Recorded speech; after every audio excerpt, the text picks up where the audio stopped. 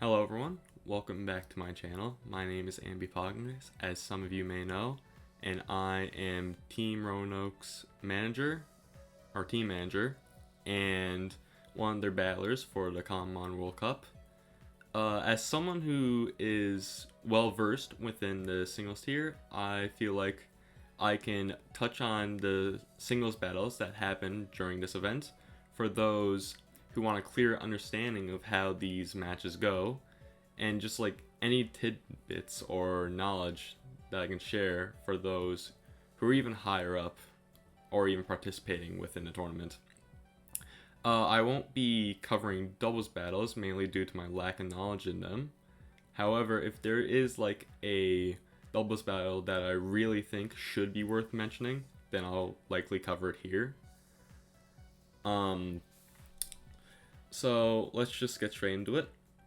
So day one and our first singles match of the Cobblemon World Cup is between Team Destoria and Team Jornada's Cobblemon. Hopefully I said that team name right because they're a Portuguese server and I do not speak Portuguese. So on top you can see Team Destoria's team represented by Darzoth. They are bringing a bulky offense team utilizing hazards, with Samurai Hiswin using spikes with its signature move Cecil's Edge, and Garganackle for their stealth rock setting capabilities.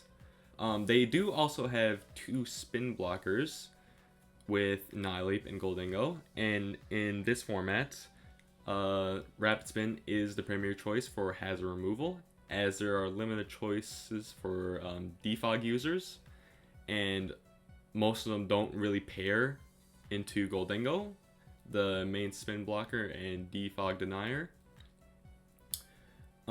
with the exception of a few mons, like Surfetched. It's the one because they're scrappy and fighting time moves be able to hit Goldingo super effectively. But obviously we do not see a Surfetch on the team.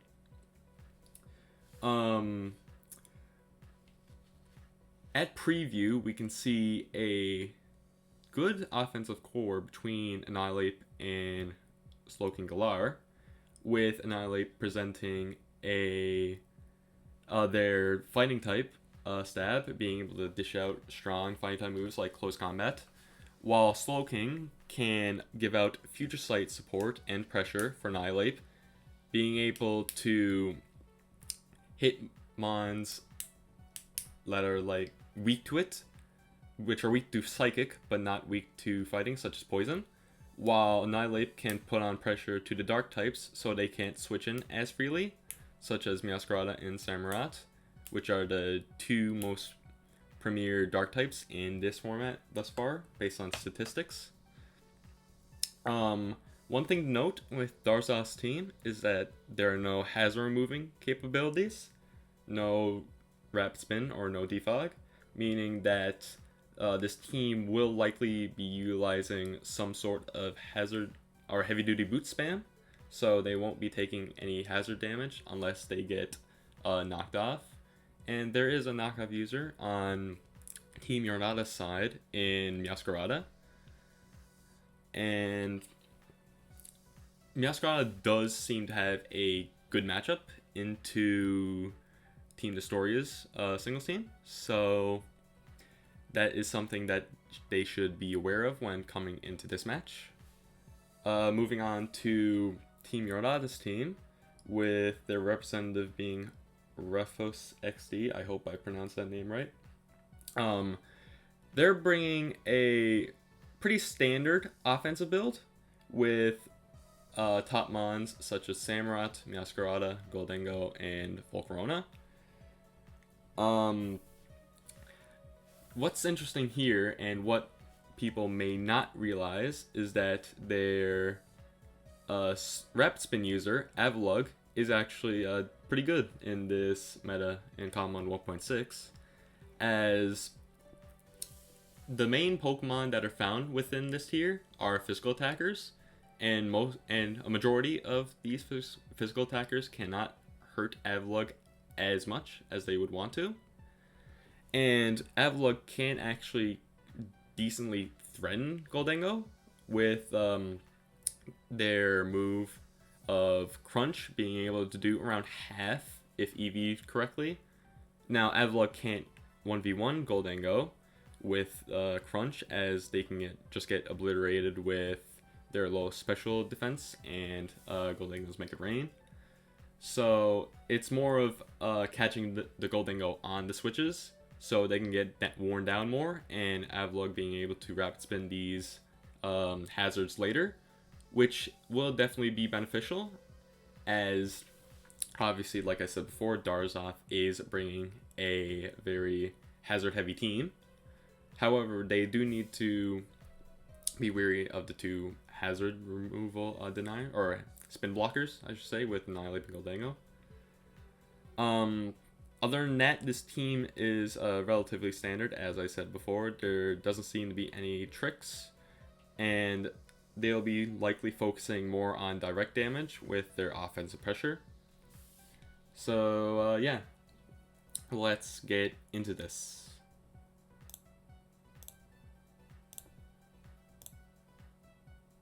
Okay, so here we go. Between Darzoth on the left side, representing Team Nestoria, and RafousXD, representing Team Hjornatus. So we see the Annihilate lead from Darzoth, and Rafous leading Samurott Hisuian. So Annihilate does have a good matchup in this lead, as they are able to fire off a potential close combat into the Samurott, likely KOing it, unless it is a Focus Sash lead Samurott, which is pretty possible with the structure that Rafous chose to build around. So we will see here how this plays out. Darzoth switches out into Gholdengo, and Rafous goes for a Ceaseless Edge and one hit KOs it. So immediately, this is obviously not a good position from Darzoth's side, because losing Gholdengo, which is the best Pokemon in this format, undeniably, is very, very limiting on what they can do. And being able to have one less spin blocker to worry about on Rafous' side against a hazard team is very beneficial to them. On top of that, they are also able to get a spike off with Ceaseless Edge, so is a really, really negative turn one from Darzoth, and Rafous can capitalize off that like really well. So Gholdengo goes down, as mentioned previously. We do see the switch out and Annihilate again. The close combat does come out, and Samurott does reveal to be Sash, as said before, as Rafous does go for another Ceaseless Edge. Darzoth switches out into their own Samurott, as Rafous tries Sucker Punch, trying to kill off the Annihilate. They do Sucker Punch again, trying to get a little chip onto Darzoth's Samurott, as Darzoth does go for a Ceaseless Edge of their own to get one spike up. We see the switch into Meowscarada, threatening the Samurott. Switch out. They do switch out into Slowking Galar, as Meowscarada U-turns a big ground play to knock out the Samurott while providing pivoting pressure, as Rafous does go into their Gholdengo, still threatening and putting up momentum. Samurott switches back in as they take a Shadow Ball, doing around just a third of their health.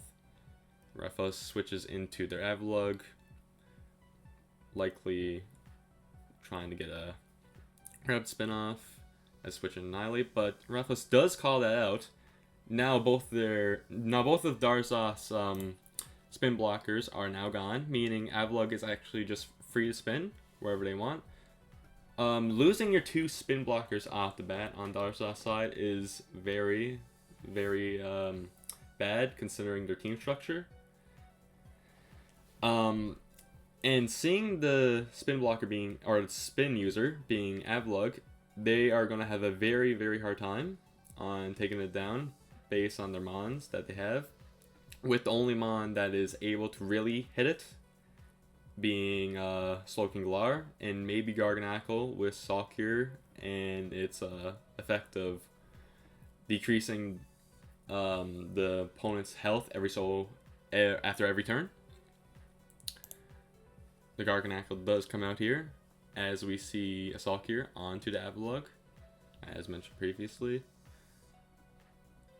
As Avalugg does go for a Rapid Spin there, taking out the hazards, which is very beneficial for Raphos, obviously.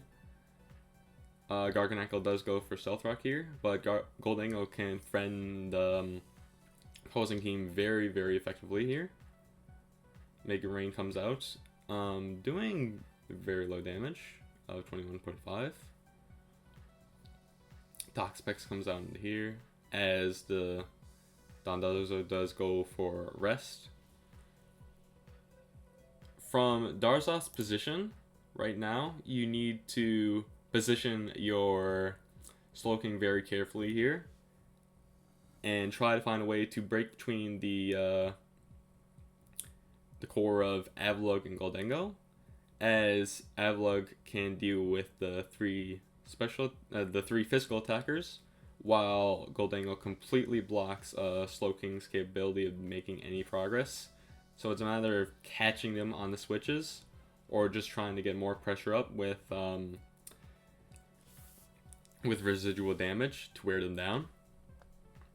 So we'll see how that goes. Raphos does go out into Meowscarada here, as Darzoth switches to the Garganackle, taking knockoff. Obviously, this is going to be hurting Darzoth a lot, as they'll be taking Spike's Chip from now on. Avalugg switches back in as Samurott goes out. Very beneficial for Raphos here, as they are able to just get a recover off, likely. They do get a defense drop on their Avalugg, but they are just free to switch out anytime they want, so it isn't too bad. Darzoth is going to continue going for Razor Shells, as they switch out into the Slowking, just trying to put on some pressure, I guess, from the eventual recover. Slowking goes for an Nasty Plot. Very interesting move to put on your Slowking. It does live a Shadow Ball, as Surf comes out, doing half to Gholdengo, but obviously it is enough. Gholdengo will just go for a Shadow Ball again. Probably get a free recovery here. But no, they switch to Meowscarada, just putting up more and more of the pressure that they want. Which, you know what, fair enough. Meowscarada does take Wave Crash, but it does look like Darzoth is backed into her corner here. Flower Trick comes out into Slowking, as they're put in red at 7%. And Slowking will be knocked out, giving Darzoth a very, very much harder time dealing with that Avalugg for the later stages of the match. And Darzoth does forfeit afterwards, as I think they realize that they would likely won't be breaking Avalugg anytime soon, with the pressure from Meowscarada and the other defensive mons to keep Avalugg safe and just provide pressure onto Garganackle, with that being their only way to deal with Avalugg. So very nice game played out by Raphos. Getting those two spin blockers gone immediately on this team is obviously, like I said, very beneficial to them, and very early, might I say, because Gholdengo got caught off guard turn 1, knocking it out, and Nihilate got caught off guard, well, not caught off guard, got knocked out by a crunch turn 8, hoping for Avalugg's Rapid Spin. A bit of an early call on Darzoth, I feel like you were just free to allow rapid spin to go off, because there wasn't much reason of letting the Annihilate come out for rapid spin. Anyways, from there it was just really hard for Darzoth to get ahead. Losing Goldango really sucks turn 1 because of that matchup, actually, because they can still provide pressure on switch-ins, or when it switches in, it can provide lots of pressure, because Samurott can only take a limited amount of Mega Rains and Shadow Balls. Meowscarada almost dies to 1 full Mega Rain. Goldango fears of Shadow Ball, and Avalugg, like I said, can't deal with Goldango 1v1. So, like I said, losing Goldango does suck.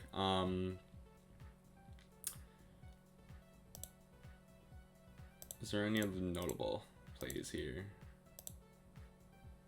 I think it's just that the fact that they lost T's 2 spin blockers early on really hurt Darzoth's game and strategy here. And I think sacking Glow King was not the way to go here. I feel like you just get the damage off and try switch in like Dondozo or something afterwards. Like you want to keep Slowking safe, so you're able to deal with the Avalugg later on. But I think by then it was already too late. Meowscarada, like I said, also is very good in this matchup. Like knockoff into Goldango, Flower Trick in U-turn into Samurott's, knockoff into Slowking, Flower Trick into Garganacl, and Flower Trick into Dondozo. If not careful, it can really lead to a sweep. So it was also part of, I'd say like a bad matchup. I would give them benefit of the doubt of that being a bad matchup there. And the unrevealed Volcarona, I feel like could also give a lot of problems. The only mons being able to, because this is Nasty Plot. This is Nasty Plot Slowking, meaning what you can do with Slowking utility wise is limited. Because with Nasty Plot and Surf, you're either giving up Future Sight, Chilly Reception, Slack Off, or Toxic. And I feel like with Nasty Plot set, you would need to have Slack Off. So this Slowking may not even have Toxic. So kind of limited on what they could do for some of the team members here. And you can't really stall out stuff such as Volcarona if it gets going with Quiver Dances. So, congrats to Yarnau's Cobblemon for this match. Pretty late congratulations, as it was it was like around a week or two ago since this game was played. But either way, very nice game played by Rafous, and we'll see you next time for some more day one's singles matches. I'll try to get these games in as soon as possible on my own schedule and timing, as we are currently going into the playoffs, or we're about to go to the playoffs in Cobblemon World Cup. So a lot of those games will likely be broadcasted and will feature top level games from the top 16 teams that made it to the playoff stage. So I'm very excited to see these, and they'll be a pleasure to review and highlight some of these matches. So yeah, we'll see you then.